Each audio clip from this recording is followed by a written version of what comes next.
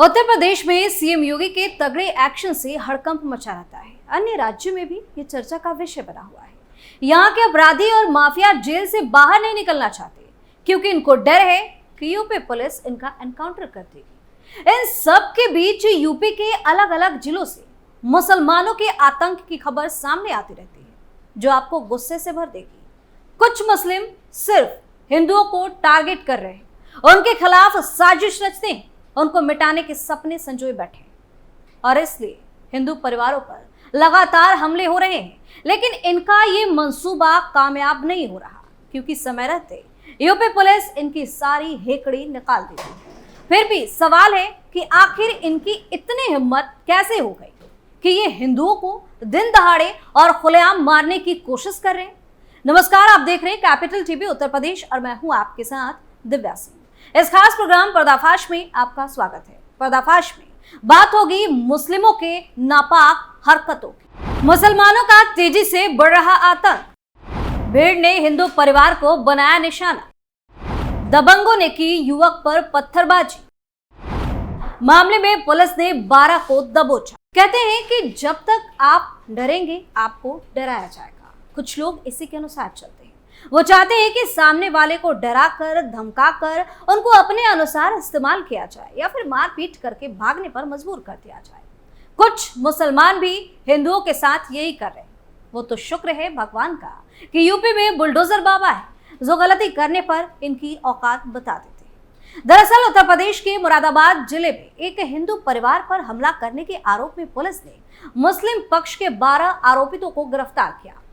कल यानी 18 जून को गिरफ्तार हमलावरों के नाम इलियास, भूरा, नदीम, वसीम, फकीरा, महफूज, मुस्लिम, राशिद, मुनाजीर, अनस, इमरान और मोहम्मद इब्दिशाम है। इन सभी को जेल भेज दिया गया। इन सभी आरोपितों पर हत्या के प्रयास और धमकी सहित कई अन्य गंभीर धाराओं में केस दर्ज किया गया है। वहीं पीड़ित हिंदू परिवार ने यूपी पुलिस की कार्रवाई से खुद को संतुष्ट भी बताया है। मामला मुरादाबाद जिले के थाना क्षेत्र भगतपुर का है। यहाँ महेंद्र कुमार ने पुलिस में तहरीर दी। तहरीर में महेंद्र ने बताया कि गांव उदमावाला में उनकी टेंट की दुकान है। उनके ही गांव के इलियास ने गैस चूल्हे की एक भट्टी किराए पर ली थी। शाम को लगभग 7:30 बजे इलियास अपने साथियों के साथ महेंद्र की दुकान पर पहुंचा। उनके साथ 5 से 6 अज्ञात लोग भी थे। महेंद्र का आरोप है कि इन सभी के हाथों में लाठी डंडे थे। आते ही इन सभी ने महेंद्र को गालियां देनी शुरू कर दी। कुछ ही देर बाद सभी आरोपितों ने पीड़ित पर लीकेज वाली गैस पाइप लेने देने का आरोप लगाते हुए पीटना भी शुरू कर दिया। महेंद्र को पीटता देखकर उसके परिजन राजवीर और जयपाल भी मौके पर पहुंच गए। हमलावरों ने इन दोनों को भी मारा। पीड़िता के घर की महिलाएं सामने आई और उनको भी पीटा गया। लोहे की रॉड पीड़ितों के सिर में जान से मारने की नीयत से डाला गया। शिकायतकर्ता का आरोप है कि उनकी गर्दन भी दबाई गई। पिटाई से जयपाल बेहोश हो गया, लेकिन उसके बावजूद हमलावरों का हमला जारी रहा। जैसे तैसे महेंद्र वहां से जान बचाकर भागने लगा तो हमलावरों ने उसकी दुकान पर पथराव कर दिया। आसपास के लोग जमा होने लगे तो हमलावर मौके से भाग निकले।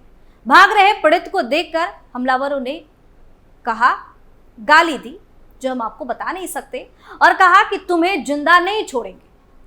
पीड़ित महेंद्र ने पुलिस में शिकायत देते हुए आरोपितों पर कड़ी कार्रवाई की मांग की है। इस घटना का वीडियो भी सोशल मीडिया पर तेजी से वायरल हो रहा है। वहीं पुलिस ने इस शिकायत पर 13 नामजदों सहित 5 से 6 अन्य अज्ञात हमलावरों के खिलाफ एफआईआर दर्ज कर ली है। इन सभी पर आईपीसी की धारा के तहत कड़ी कार्रवाई की गई। अब तक इलियास, भूरा, नदीम, वसीम, फकीरा, महफूज, मुस्लिम, राशिद, मुनाजीर, अनस, इमरान और मोहम्मद इब्दिशाम को भी गिरफ्तार किया जा चुका है। अरमान की तलाश में पुलिस लगातार दबिश दे रही है।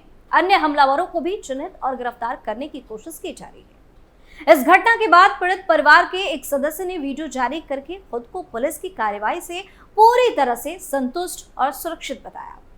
पीड़ित ने बताया कि पुलिस ने तुरंत मौके पर पहुंचकर न सिर्फ उनको बचाया बल्कि आरोपितों के खिलाफ भी कड़ी कार्रवाई की है। हालांकि ये पहली बार नहीं है जब हिंदुओं को निशाना बनाया गया हो। इससे पहले की 2 घटनाएं आपको बताते हैं। अप्रैल 2024 की बात है।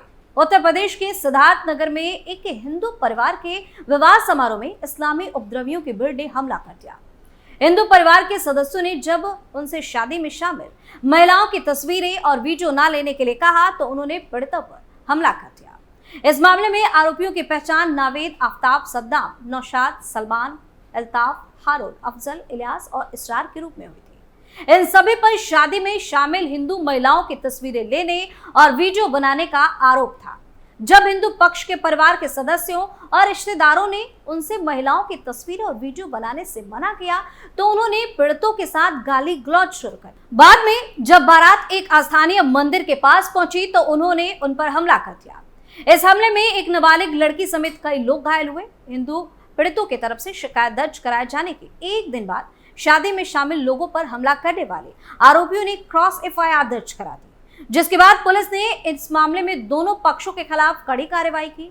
मीडिया रिपोर्ट के अनुसार हमले में शामिल कुछ उपद्रवी पहले भी हिंदू समुदाय के एक धार्मिक पंडाल को अपवित्र करने में शामिल रहे थे। इनमें से 2 पर पिछले साल मां दुर्गा के पंडाल में लगाए गए झंडे को उखाड़ने और घिनौनी हरकत करने का आरोप लगा था। सांप्रदायिक तनाव को जन्म देने वाला मामला सिद्धार्थ नगर के डिबरुआ थाना क्षेत्र का था। 21 अप्रैल को मुजहना गांव में OBC समुदाय से आने वाले पूर्णमासी विश्वकर्मा के घर से बारात निकलने वाली थी। इस क्षेत्र में आने वाली सभी बारातें स्थानीय राम जानकी मंदिर से आशीर्वाद लेती हैं। रात करीब 8:30 बजे नावेद, आफ्ताब, सद्दाम, नौशाद, सलमान, अल्ताफ, हारून, इलियास और इसरार ने शादी समारोह में शामिल हिंदू महिलाओं की तस्वीरें और वीडियो बनानी शुरू कर दी। जब बारात में शामिल पुरुषों ने उनकी हरकतों का विरोध किया तो पूरी तरह से भड़क गए और गाली गलौज करने लगे। लाठी डंडे से बारातियों पर हमला तक कर दिया। इस हमले से बारात में भगदड़ जैसी स्थिति पैदा हो गई। हमले में अर्जुन विश्वकर्मा और एक नाबालिग लड़की घायल हो गई। शोर सुनकर जब ग्रामीण मौके पर पहुंचे तो हमलावर बारातियों को जान से मारने की धमकी देते हुए वहां से भाग निकले। शिकायत में पीड़ित ने बताया कि हमलावर उपद्रवी तत्व है। हमले में पीड़ित का मोबाइल फोन भी क्षतिग्रस्त हो गया था। शिकायतकर्ता पूर्णमासी ने सभी दोषियों के खिलाफ कड़ी से कड़ी कार्रवाई की मांग की। अब एक और खबर का जिक्र कर लेते हैं। अगस्त 2022 की बात है। उत्तर प्रदेश के हरदोई में हिंदू परिवार पर पथराव, फायरिंग और हमला करने के मामले में पुलिस ने बड़ा एक्शन लिया था। हरदोई के पाली कस्बे में बाइक टकराने को लेकर हुए बवाल में पूर्व नगर पंचायत अध्यक्ष के साथ सपा नेता समेत 4 नामजद और 200 अज्ञात के खिलाफ घर में घुसकर बवाल और फायरिंग करने के आरोप में FIR दर्ज कराई गई थी। बवाल की खबर मिलते ही पुलिस अधीक्षक समेत आला अधिकारी पाली कस्बे में डटे रहे। स्थिति को देखते हुए कई थानों के पुलिस फोर्स को तैनात कर दिया गया था, जिसमें लगभग पुलिस ने 15 लोगों को गिरफ्तार किया था। दरअसल पाली कस्बे के मोहल्ला इमाम चौक के हिंदू महिला सिंधेश्वरी रस्तोगी के घर पर मोहल्ले के फारूक और मुन्ना समेत कई लोगों ने तमंचे के साथ घुसकर गाली गलौज की थी और जान से मारने की धमकी दी थी और इनके साथ बदसलूकी भी की गई। इतना ही नहीं, विशेष धर्म के लोगों ने हिंदू परिवार के ऊपर पथराव भी किया, जिसके बाद स्थिति तनावपूर्ण हो गई थी। पुलिस ने इस मामले में हिंदू महिला सिद्धेश्वरी की शिकायत पर FIR दर्ज कर ली थी, मगर फिर से माहौल तनावपूर्ण हो गया था। जब पथराव की खबर आई, बताया जा रहा है कि फारूक ने फायरिंग भी की थी और इस दौरान सांप्रदायिक माहौल भी बिगाड़ने की कोशिश की गई थी। बताया गया कि मौके पर SP राजेश द्विवेदी समेत कई थानों के फोर्स ने उपद्रव करने वालों को खदेड़ दिया था और 15 लोगों को मौके से उठा लिया। इलाके में तनाव की स्थिति को देखते हुए पुलिस के साथ ही PSC भी लगा दी गई। विवाद शांत हो जाने के बाद उसे फिर से भड़काने और भीड़ को उकसाने का समाजवादी पार्टी के पूर्व विधायक बाबू खां के भतीजे और नगर पंचायत के पूर्व अध्यक्ष रिजवान खान पर आरोप लगा था। वहीं लक्ष्मीकांत ने आरोप लगाया था कि रिजवान खां अपने साथ सपा नेता रहमत अली, सैनियाज खां और मोल्ला विरहना के रियासत खां और 200 अज्ञात लोगों के साथ घर में घुस आए और गाली गलौज के साथ पथराव भी किया था। SP राजेश द्विवेदी ने बताया था कि तहरीर के आधार पर रिजवान खां और उनके साथी समेत 200 अज्ञात के खिलाफ FIR दर्ज कर ली गई है। पाली कस्बे में अभी फिलहाल शांति का माहौल कायम है और हंगामा और बवाल करने वालों के खिलाफ कड़ी कार्रवाई की जाएगी। तो इस तरह से कुछ मुसलमानों की वजह से देश का माहौल खराब हो रहा है, जो आगे चल के बहुत ही खतरनाक साबित हो सकता है। इसलिए जरूरी है कि इनके खिलाफ कोई ऐसा सख्त कानून बनाया जाए जिससे इनकी मनमानी खत्म हो जाए और हमेशा इनमें डर का माहौल बना रहे, ताकि ये इस तरह की गलती दोबारा ना कर सके। पर्दाफाश में फिलहाल इतना ही। नए मुद्दे के साथ फिर से पेश होंगे, तब तक के लिए आप देखते रहिए कैपिटल TV उत्तर प्रदेश। नमस्कार।